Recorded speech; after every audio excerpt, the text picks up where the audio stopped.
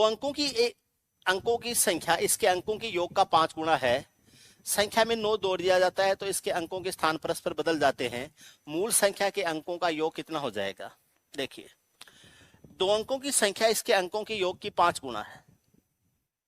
2 अंकों की संख्या 10y प्लस एक्स है, अंकों के योग की 5 गुना है, तो ये बराबर हो जाएगा 5 गुना x प्लस वाई हो जाएगा।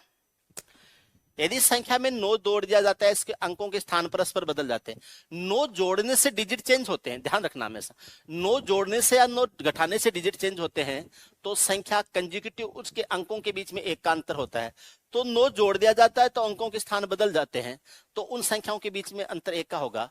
तो एक का अंतर होगा अंकों के बीच में, तो वो संख्या 12 हो सकती है, 23 हो सकती है, 34 हो सकती है, 45 हो सकती है, 56 हो सकती है, 67 हो सकती है, 78 हो सकती है और 89 हो सकती है। इनमें से कोई 89 है, ये 89 है, ये 78 है, ये 78 है और ये हो जाएगा 89।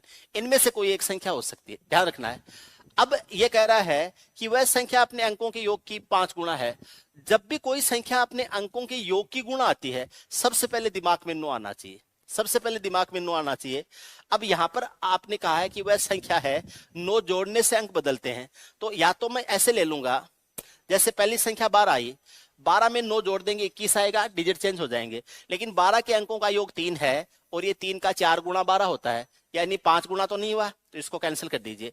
ऐसे ही जो 23 होता है, 23 में 9 जोड़ने से 32 आता है, इसके डिजिट तो चेंज हो जाते हैं।